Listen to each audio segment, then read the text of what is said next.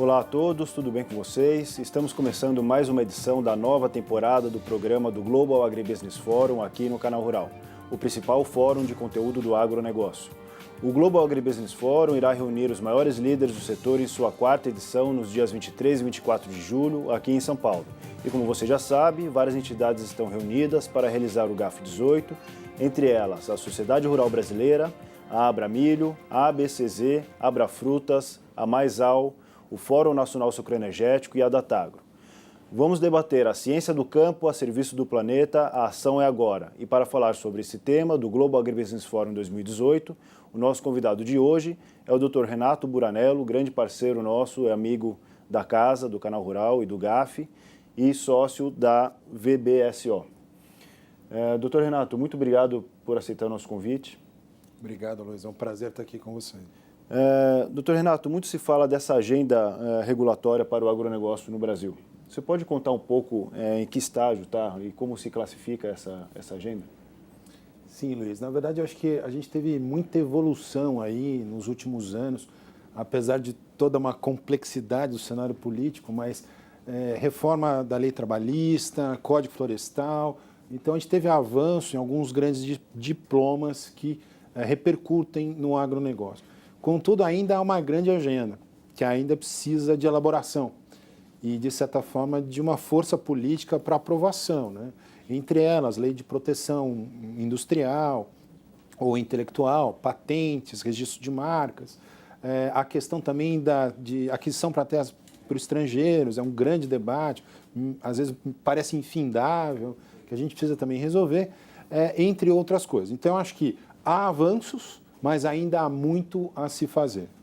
Do ponto de vista da sustentabilidade, como que o Código Florestal mencionado, em que estágio está? A gente já chegou num patamar ótimo. Como é que se dá no lado jurídico? Uma ótima pergunta. O Código Florestal é um bom exemplo dessa grande agenda, né? Quando você tem, de certa forma, alguma centralização de interesses dentro de um diploma, como foi o Código Florestal, esse diploma legal traz realmente ou repercute em maior segurança jurídica. É claro que você vai dizer, há dois lados, ou pelo menos dois grandes lados nessa questão, né? A atividade produtiva, a questão de sustentabilidade, proteção ao meio ambiente, como é que isso, de certa forma, degladiou e chegou a um contexto normativo, se não ideal, mas bom.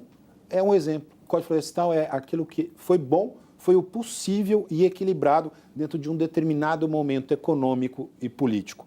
Há avanços, com certeza, até com o julgamento agora das ações de constitucionalidade pelo Supremo, você dá uma pacificação e vários temas que o Código trouxe.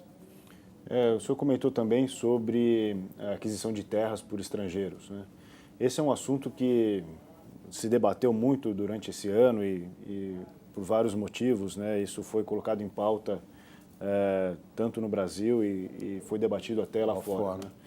Né? Em que estágio a gente está de lei? Como que está a regulamentação dessa questão e como que vocês estão vendo, por exemplo, qual que é o futuro aqui no Brasil se essa lei vingar? É isso aí. Debate intenso sobre a questão. A gente ainda não tem, neste caso, uma orientação muito clara. Há um projeto de lei que regula, na verdade, essa prática, aquisição, na verdade, por companhias brasileiras com maioria de capital internacional. Isso que, na verdade, é o grande tema. Às vezes, até a temática é mal colocada. Né? Ninguém aqui vai colocar terras e hectares dentro do avião e levar embora. A questão é se esse controle é admitido, em que condições o controle da empresa estrangeira pode ser feito, né, quando se trata de aquisição de terras ou arrendamento de terras ligado à produção rural. Esse contexto, então, está dentro de um projeto hoje que foi colocado até o ano passado, vamos dizer, quando se aquece a questão das delações, ele para. Havia um interesse, uma alocação ali política para uma votação rápida e, de certa forma, com grande legitimidade, até encabeçada pela FPA, pela Frente Parlamentar, mas no momento em que as questões aí de investigação tomaram um outro vulto, essa agenda ficou lateral e a gente ainda não tem, de certa forma, uma alocação para um espaço dentro dessa nova agenda política. Talvez no ano eleitoral como esse vai ser difícil, é um processo lento, polêmico dentro da sua temática e que num ano como esse dificilmente vai voltar para a agenda. Perfeito. É uma coisa que está precisando ser debatida e muito. Sem dúvida nenhuma. Muito se fala também sobre o Código Comercial, né? Conta um pouco para a gente sobre esse assunto e como que vocês estão vendo esse assunto ser debatido aqui também no âmbito de Brasil. É ótimo, Luiz. É ótimo você ter colocado essa questão. Eu acho que há uma grande temática aí que o GAF poderia, de certa forma, adotar. Como é que, de certa forma, é tratado, né, o conjunto de atividades econômicas hoje que trabalham as relações jurídicas no agronegócio? Ela é velha, ela está envelhecida, né? O contexto de regulação da produção rural e as atividades econômicas que se interrelacionam é tratado, na verdade, pelo Estatuto da Terra, década de 60, ou a Lei de Política Agrícola, na verdade, do final de 90. Então, o que eu coloco é que nós estamos sob um contexto, como eu disse, envelhecido e muito fora de um contexto empresarial. O agronegócio é totalmente hoje organizado, tecnológico e dentro de relações complexas que o nosso direito, de certa forma, não acobertou. O projeto de Código Comercial busca recuperar isso. Se não na integralidade, mas ele traz o conceito econômico para um contexto jurídico. Isso eu já acho um grande avanço. É você olhar em uma única lente e entender que o agronegócio será muito mais do que a questão do estabelecimento rural e, portanto, daquelas relações civis ao entorno do estabelecimento. É muito mais do que isso, ele é muito mais de cunho empresarial, profissional e organizado. Portanto, contexto de empresa, firma, que é a teoria americana, né, e que a gente, de certa forma, ainda não vê adotado dentro do contexto regulatório e jurisprudencial, que é o pior. Eu quero dizer que os juízes ainda não conseguem enxergar sistematicamente onde o agronegócio está e de que forma ele é operado. E essa legislação trabalhista, né, que foi implementada aí, quais foram os impactos aí para o setor do agronegócio que emprega tanta gente e que, no fundo, parte dos investimentos são voltados com mão de obra e para atender toda essa produção em grande escala? Como é que essa legislação tem impactado esse setor? Luiz, é mais um bom exemplo. E também fica no contexto do ótimo é inimigo do bom. A gente poderia ter sido mais profundo ou levantado outros aspectos dentro da chamada reforma trabalhista. Mas, afinal, veio um novo diploma que já bateu em certos estabelecimentos antiquados da legislação, né? E que acaba por combater também uma outra afirmação colocada no mundo inteiro, que era um grande absurdo, chega a doer nos nossos ouvidos, que a soma de todas as ações trabalhistas no mundo não supera o número de ações trabalhistas no Brasil. Nossa. É algo que surpreende, assusta. A reforma vem combater isso. Era aquela questão de vamos reclamar por reclamar, porque a reclamação pode gerar alguma indenização e havia uma indústria nesse sentido de provocar a reclamação, até dos próprios advogados. E vamos degladiar porque eu vou participar do resultado econômico desta demanda, né? Gerando esse número expressivo de ações sem, às vezes, uma causa muito bem definida, né? Essa questão na reforma já foi muito bem combinada, né? A inversão também, o lado perdedor paga a sucumbência do lado ganhador. Então, não brinque em propor, porque agora não só você não leva, mas você pode perder alguma coisa demandando mal. Um exemplo, né? A questão da contribuição sindical, a questão da maior liberdade contratual das partes, né? Brasil, CLT, paternalista, Getúlio Vargas, vamos elencar todos os direitos no grande protocolo. Quem disse que as partes não são grandes o suficiente, maduras e capazes para determinar ali as suas obrigações e direitos, né? Então, a gente vai afastando esse Estado tão pesado para dar maior disposição das partes e maior centralidade na pessoa. A pessoa pode, com capacidade, dispor dos seus direitos e negociar esses direitos. Uma outra questão é a questão tributária, que eu vou fazer essa pergunta assim que a gente voltar do intervalo. Conversamos aqui com o Dr. Renato Buranello. Vou fazer um rápido intervalo e volto já.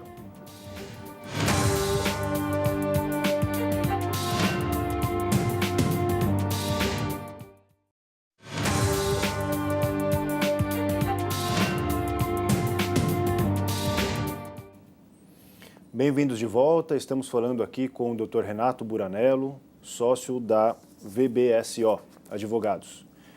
Dr. Renato, nós estávamos falando sobre tributos, toda essa questão trabalhista.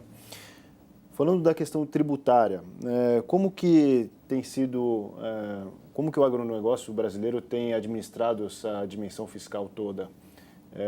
E como que tem sido os impactos, por exemplo? Luiz, eu acho que nessa questão tributária o agronegócio não tem conseguido administrar. Não. Nós temos uma malha fiscal tributária de extrema complexidade. Você tem que montar talvez um grande exército de pessoas para poder gerenciar essa questão fiscal no Brasil. E no agro não é diferente. Vídeo que aconteceu agora, por exemplo, com o Fundo Rural, né? As contribuições, impostos, elas têm hoje uma complexidade na gestão do dia a dia, né, da atividade, que além de tomar muito tempo, gera uma enorme insegurança. O que a gente vem vislumbrando desde o governo Fernando Henrique Cardoso era uma reforma tributária.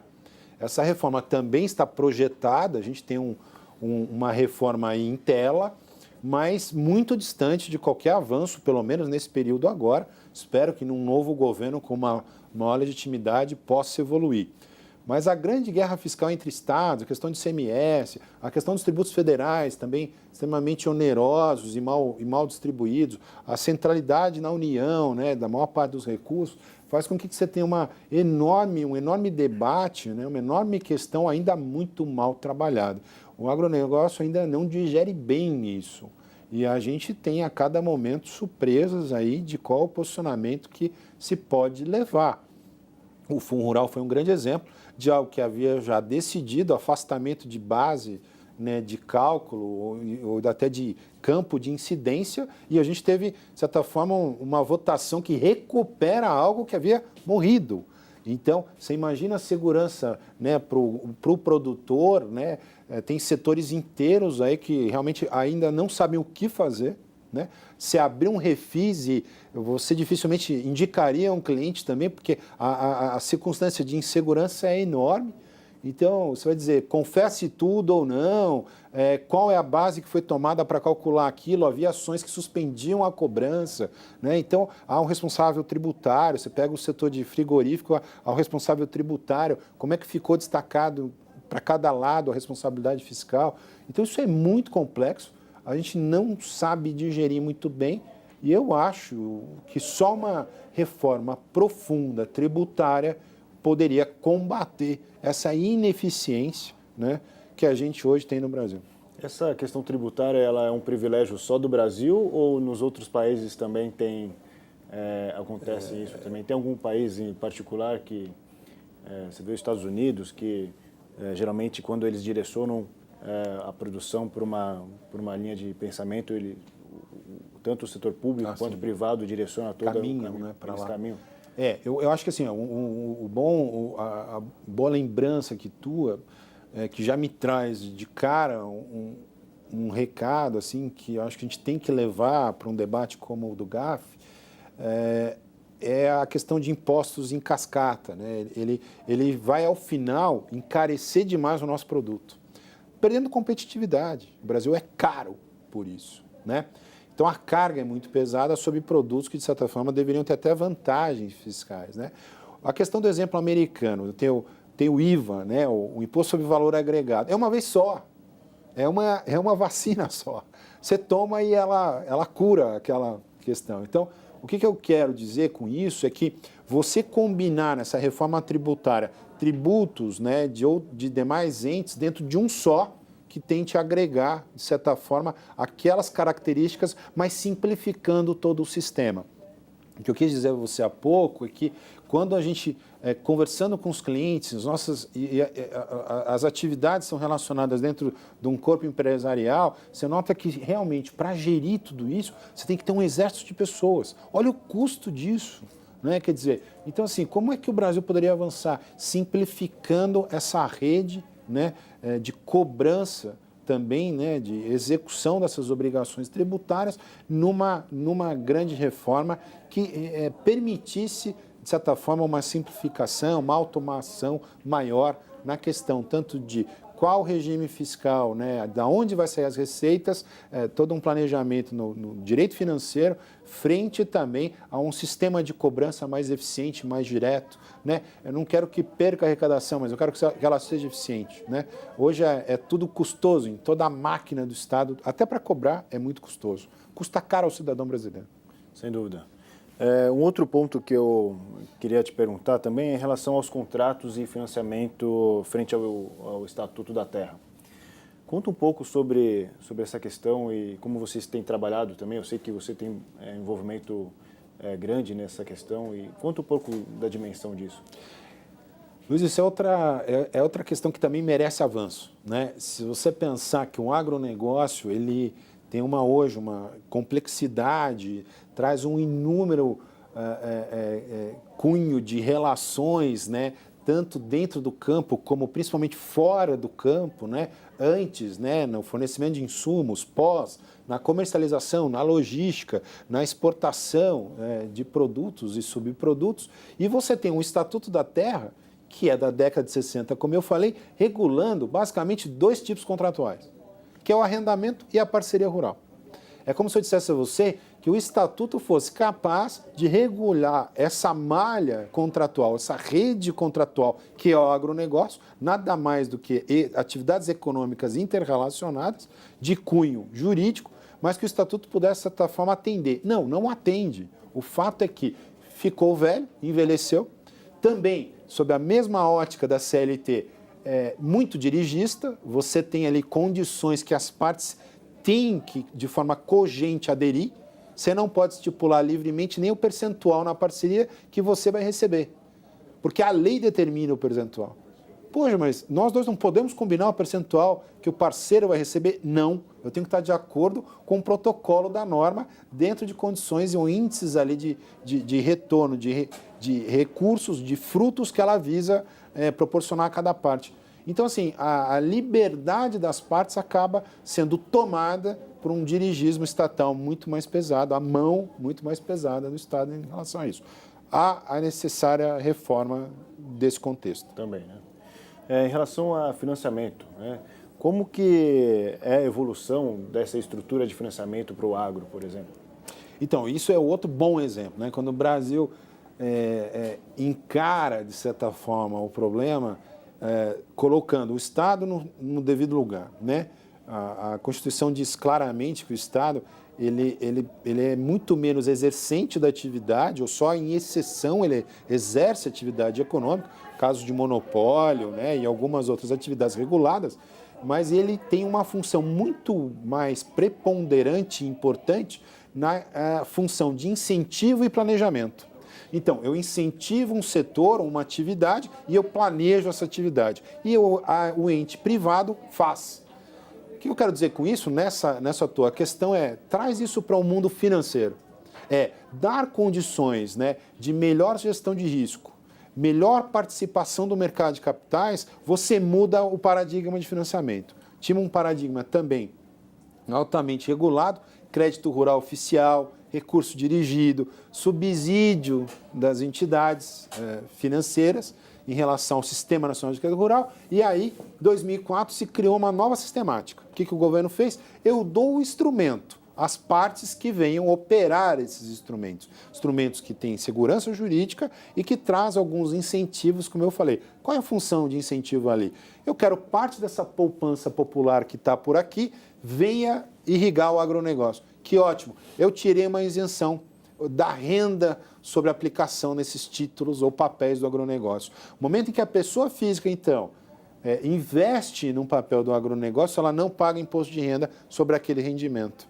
Olha que interessante, parte então dessa poupança veio migrar para a sistemática de financiamento privado da atividade, que hoje realmente ganhou parcela significativa do mercado de capitais. Portanto, algo que a gente não tinha, passamos a ter agora, né, numa sistemática de incentivo do governo, mas não participação direta, tirando do próprio bolso ou do tesouro para financiar a atividade. É um ótimo exemplo. O GAF pode ser uma plataforma para a gente debater esses assuntos, né, doutor Renato? O GAF está recebendo mais de 1.500 convidados de diferentes lugares do mundo, né? O senhor acha que, de fato, é um evento importante para a gente apresentar essas questões rapidamente, que a gente precisa chegar para o intervalo aqui? Luiz, eu acho é o fórum perfeito para isso. Nós precisamos gerar esses debates nessa qualidade que o GAF traz e em modelos comparativos com o mundo inteiro. Só o GAF tem condição de proporcionar isso. Legal, obrigado. Conversamos aqui com o Dr. Renato Buranello, sócio da VBSO Advogados, que muito nos honra com sua presença. Obrigado, Dr. Renato. Eu que agradeço, Luiz. Essa entrevista e outras dicas aqui apresentadas vão ter com mais profundidade durante o Global Agribusiness Forum 2018, o GAF 18, nos dias 23 e 24 de julho, aqui em São Paulo. Você poderá acompanhar a transmissão ao vivo do GAF 18 nas plataformas do Canal Rural e no site do Fórum, esse que aparece aqui na tela. Um forte abraço e até a próxima.